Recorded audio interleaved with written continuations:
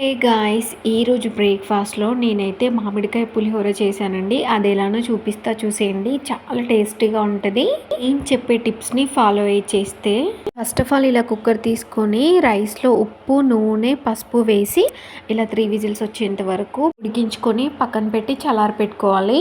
అది చల్లారే లోపు నేను దానికి కావాల్సిన వెజ్జెస్ అయితే ఇలా కట్ చేసి పెట్టేసుకున్నాను.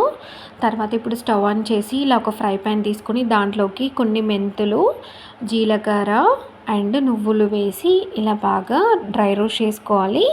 తర్వాత అవి కొంచెం కూల్ అయ్యాక ఫైన్ పౌడర్ అయ్యేంత వరకు దంచేసుకోవాలి.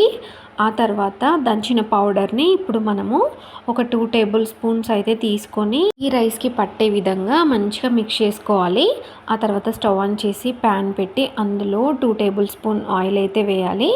వేసి దాంట్లోకి ఆవాలు, జీలకర్ర, పచ్చి శనగపప్పు, మినప్పప్పు కలిపిన పోపు ఐటమ్స్ అయితే వేసి దాంట్లోకి పచ్చిమిర్చి, క్యారెట్, ఉల్లిపాయలు, కరివేపాకు అయితే వేసి బాగా ఫ్రై చేయాలి. ఇక్కడ కావాల్సిన వారు పసుపు, ఉప్పు వేసి అడ్జస్ట్ చేసుకోవచ్చు. తర్వాత తురిమిన మామిడికాయ 1 కప్ అయితే వేసి ఇలా ఆయిల్లో బాగా ఫ్రై చేయాలి. తర్వాత మనం ఉడికించి ఫ్లేవర్ పౌడర్ కలిపి పెట్టుకున్న రైస్ని అయితే ఇలా సిమ్లో పెట్టి బాగా ఫ్రై చేస్తూ చేసుకోవాలి. ఎక్స్ట్రా ఫ్లేవర్ కావాలనుకునేవారు దీంట్లోకి నువ్వులు, మిరియాలు అండ్ పల్లీలు కూడా యాడ్ చేసుకోవచ్చు.